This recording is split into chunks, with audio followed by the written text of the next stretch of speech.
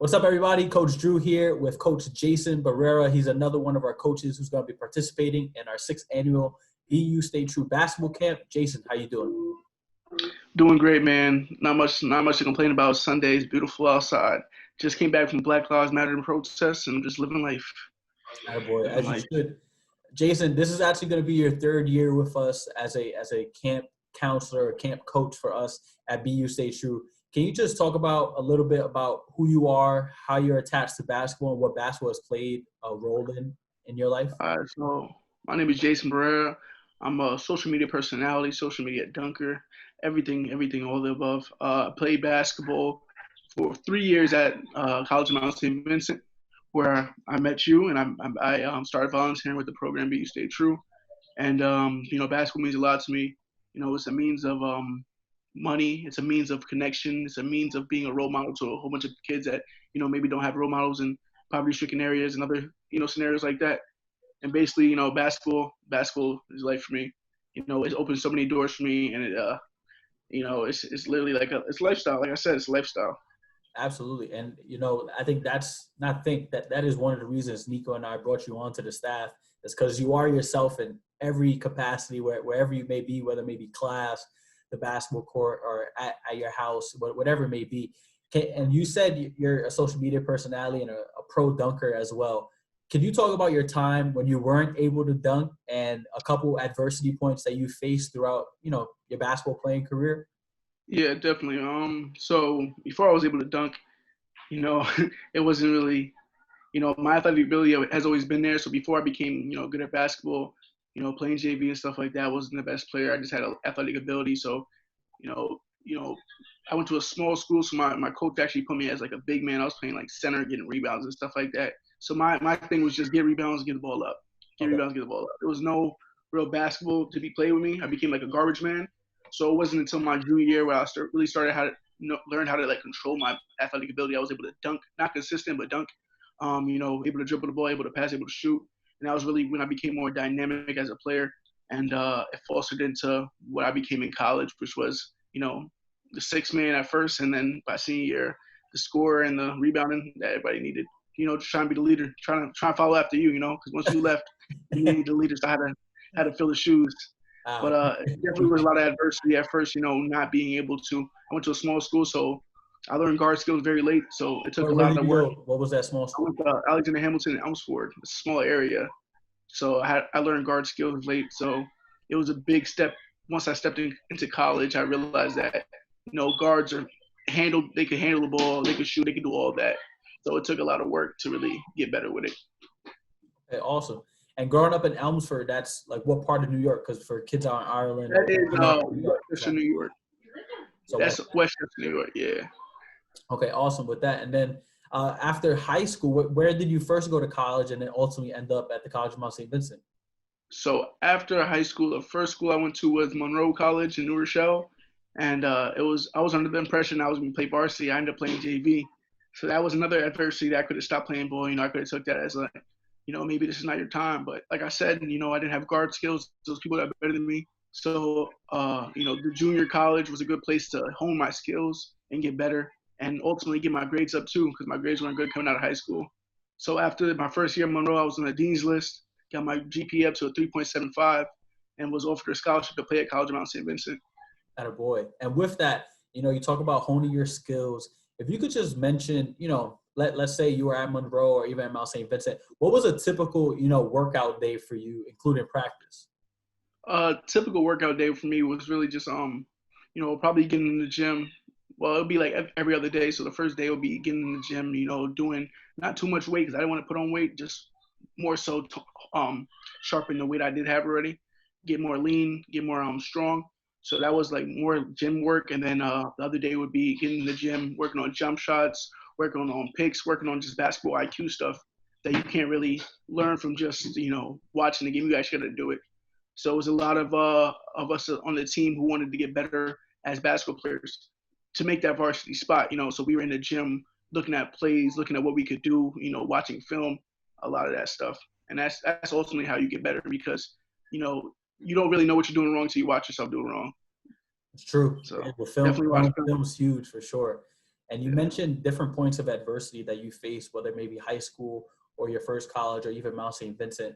I think I know the answer, but for those people out there, whether they're watching this, whether they're a parent or a kid that's going to attend the camp, can you please let them know what was your motivating factor? Because sometimes adversity could get so hard and you're like, you know what? I don't even want to do this anymore. But if you can name anything that motivated you throughout those times that got you through it, what was it? Yeah, definitely my motivation was just, a lot of people that I went to high school with, they stopped playing basketball after high school. And I saw that. I saw that people just gave up. They started doing other things, but that was never my thing. I had a little brother, and I knew that I wanted to be his motivation to keep playing basketball and keep, trying to chase your dreams. And, no matter what, no one can really stop you. Another thing was, seeing that no matter what hard points you see in life, my mom went through a lot of hard adversity and stuff like that, and she still pushed through. So I figured if she could do that with real life, there's no way I can do it with basketball. Absolutely. And I think to all the young hoopers out there, if you got a mom that's doing right by you, go give her a hug and go show her that you appreciate her for sure. Because moms out there, definitely have a tough job, and she's done a great job with you for sure. Yeah, And with that, Jason, going off to college, right? You mentioned you played a big man earlier in your basketball career. Eventually, you became more of a leader. Can you talk about your experience at the College of Mount St. Vincent and playing a Division III sport? You're a college athlete in a lot of people's eyes, and you actually are. So can you talk about that experience, playing college ball, how that was for you? Playing college basketball was more so, it was really learning and a lot of like hard points because our first coach, I was promised a lot of dreams and I was trying to fulfill them, but I didn't play a lot even though I had good years and stuff like that. Good games, I felt like I did. Yeah. So it wasn't really until the second coach came in and he really motivated me. He showed me that even though I'm not scoring a lot of points, I can still be a factor in other ways. So that's when I really got invested into the team, and that's when I really felt like we could do this. Became a we thing. You know what I mean? Yeah. So Absolutely. so it's definitely just buying into the system. Believing in your coach, trusting your teammates, and finding somebody like you. You pushing us to do the workouts, you pushing us doing 6 a.m.s. It made me realize that I'm not the only one in this. I can't be selfish. There's no time to be selfish when there's a whole team trying to reach one ultimate goal. Yeah, absolutely. And, we could see young hoopers now, whether it may be in America or Ireland, wherever they may be. Sometimes it's real easy to feel selfish and like, you know what, I'm not getting what I want to get out of this. But you were able to realize, in order for our team to succeed, or any team you're on, you have to do something important. You have to have a role, right? And I think that's important for students and for young athletes to learn that, if you're on a team, find out what your role is by talking with your coach, right? Or you could self-identify it and then just really excel at that role. Mm-hmm. Definitely. With that, Jason, going off, right? You graduated college. What did you graduate college with? What type of degree? I graduated college with a BS in business management, concentration in social media management. Mostly because I've been so experienced with social media. I've gotten like free stuff sent to me, like shoes, clothes and everything. So I felt like I could really market myself. So I wanted to learn more about how I could do it. Yep. So with that, I actually, as soon as I graduated, I was just jumped right on top of it to see what I can, capitalize on now since I'm not, in the prison of NCAA. Yeah. I want to do stuff. I'm glad you shared that little piece. You could do your little plug and let people know, right? So Jason is a very humble dude, right? Like I've known him for about 3-4 years now. Yeah. Played with him, been in classes with him, right? With Professor Rosenberg, learning things. Yeah. And what I see on social media is a growing personality, right? Everyone knows Jason at Mount St. Vincent and at BU Stay True, but now you're letting more people know. Can you let people know what platforms you're on and what type of content you're producing for Yeah, definitely. platforms? So, at first Vision Wavey was just, basically just promoting dunks and stuff like that. But then I broke my foot, which was another adversity that I had to overcome. I broke my foot. And, I could have stopped playing basketball then, but I didn't stop. I just wanted to keep pushing forward. So with that broken foot, I realized, I'm more than just a dunker. So with TikTok, I get to explore my personality more. I get to TikTok. funny. What's the TikTok? TikTok is Wavey World. Wavey World. Or you can look up Vision Wavey. It'll come up either way, Vision Wavey or Wavey World. But look up Vision Wavey, make it clean. Instagram, Vision Wavey. That's where all my dunks are. That's where all my, fashion. I get fly too. I get fly. I'm not Joe Spo. I get fly. So you can check out Vision Wavey for that. And I also have a YouTube channel, which is another, it's a mixture of personality and basketball. So TikTok is mostly personality, funny stuff, behind the scenes. Instagram is more so like promotion, marketing. So dunks, fashion, just, I'm trying to get into modeling, stuff like that to a little level.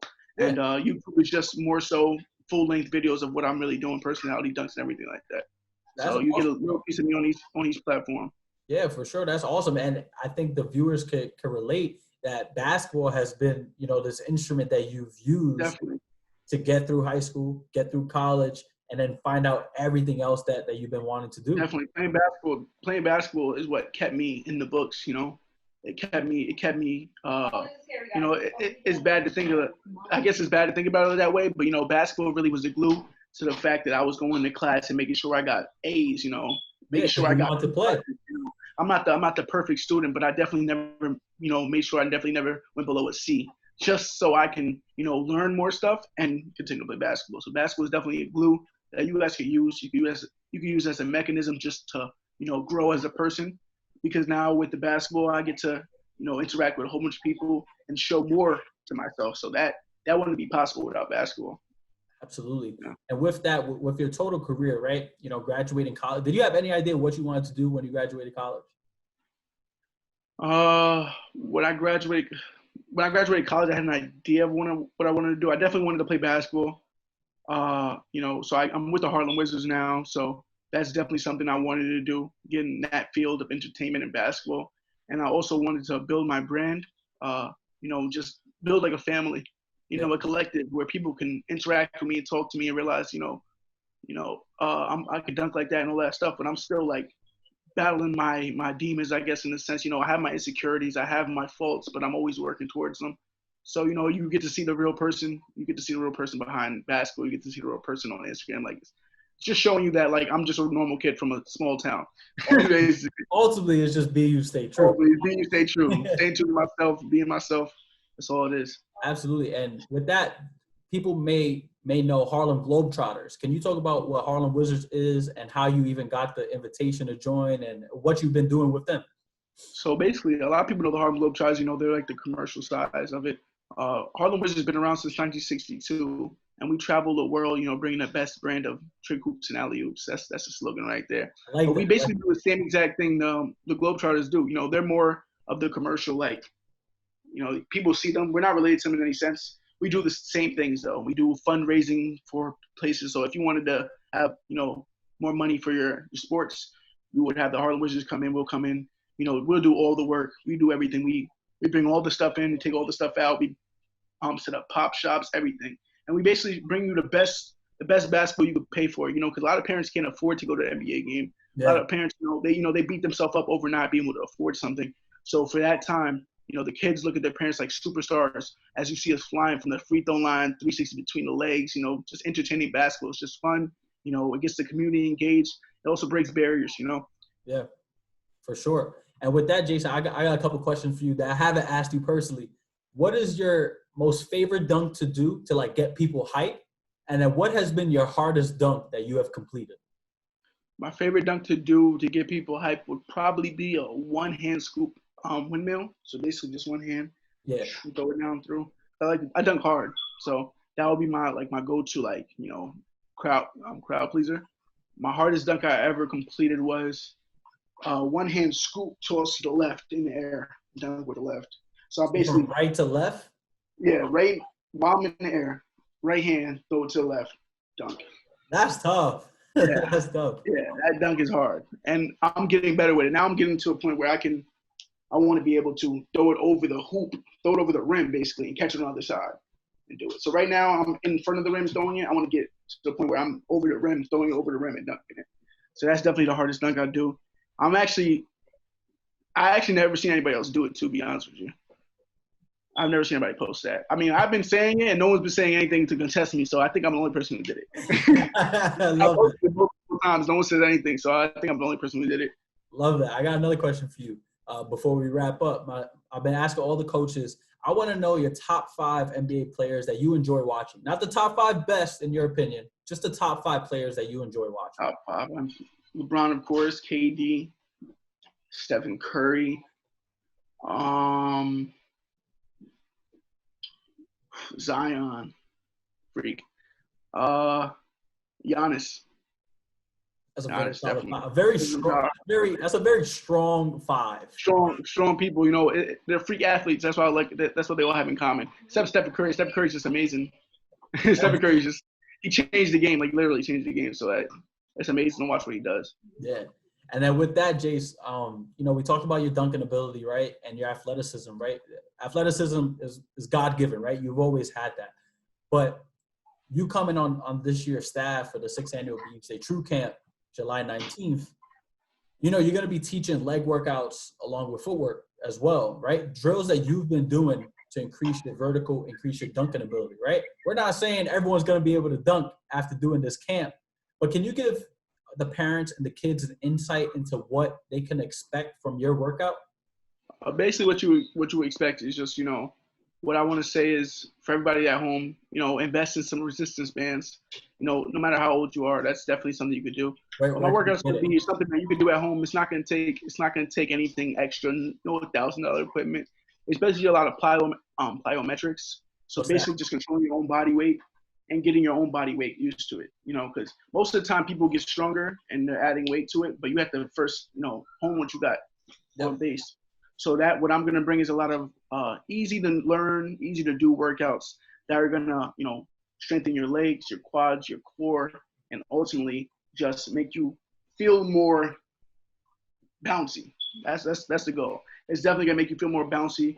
It's definitely going to make you feel like you can jump higher. It might even add like 4 inches to your vertical. I've been doing it for as long as my trainer's been teaching me ever since I broke my foot. And I've definitely seen results. And you know, I broke my foot and I'm able to do between the legs again. So it's like that's something. So yeah, that's the key right there, right? These kids, they're gonna do the camp for about 3 hours, right? From 12 to 3, July 19th. But you've said you've been doing this since as long as you remember. How long have you been consistently doing these leg workouts and foot workouts to strengthen your ability to be able to dunk? I want to say I've been hurt since October. So I've been doing these ever since October. And that point, so basically I'm saying like the workouts are so simple. It's nothing that's going to really, you know, take a toll on you and really make you not want to do anything. It's going to really make it's straight to the point, get you active. And once you're done, you're like, let me do it again. It's easy. It's easy. So I've been doing this since October and, you know, definitely expect some engaging workouts you want to show your friends. Absolutely. I appreciate that, Jace. And with everything going on, COVID, and not having access to a gym, what have you been doing to, you know, stay on top of your game, make sure that you're working out and staying accountable for your Harlem Wizards? Yeah. So I've been doing the workouts I'm going to show, of course. And I've also, you know, I have a hoop in my driveway. I've been, you know, playing ball, just hooping and stuff like that. And also this time is actually a great time for me to just rest. My foot broke, so I'm just giving this time to rest. You know, I had bruises on my arms. I dunked so much. I've been dunking since consistently to the point where my arm was just permanently bruised. And I was like, it went down now, but like this is a great time to just, you know, rest my body and just, you know, ice, take care of it, and just, you know, get ready for the season that should be coming, hopefully.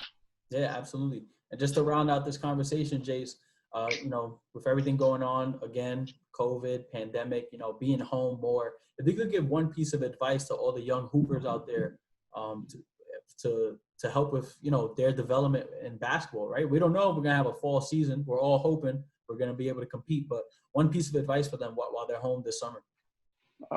Definitely, if you have any film, watch the film. Touch up on in-game moves that you can do and you can show your coach. You know, work on discipline. You know, I remember you told me one thing, making your bed every morning is alone in the discipline. And, you know, be accountable. Be accountable for the time you have. Make sure you're making the most of it. Don't think that you're not doing, just because you're not working out, you're not doing something. Even if you're not working out, make sure you're doing something right. Do something right. You know, market yourself, build your brand, watch videos that make you learn stuff. It's definitely about just utilizing your time right and being prepared for the reopening of the society. Yeah, for real. For real. And Jace, you know, some of these young hoopers and parents, they may not have access to film. So what type of film do you watch if you're not watching your own?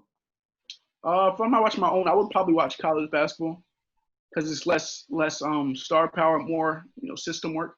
You got So a watch favorite some college college team? basketball. College team, I gotta go UNC. My boy's going to UNC, so That's North true. Carolina. That's North true. Carolina. All right, Jace. Well, I appreciate you coming on and letting everyone know who you are, what you do, and how you're going to impact this year at the 6th Annual BU State True Camp.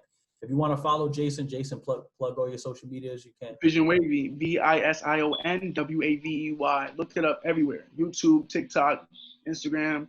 Merch. I make merch. Yo, look everything up. Wavey. Appreciate it. And Wavey's not me. Wavey's just being yourself. Being you, staying true is being Wavey. You know, anybody could be Wavey, so that's the message I'm trying to get across. So, check me out. Appreciate that, bro. Appreciate the time. For everyone watching, you can follow us on Instagram at VUStayTrue_, on Twitter, Instagram, and on Facebook, VU Stay True Program. You can follow us, watch all these videos, also on our YouTube channel at VU Stay True Program. And we'll be following up with more interviews from our coaches, and see you all July 19th. Thank you, Jason. No problem.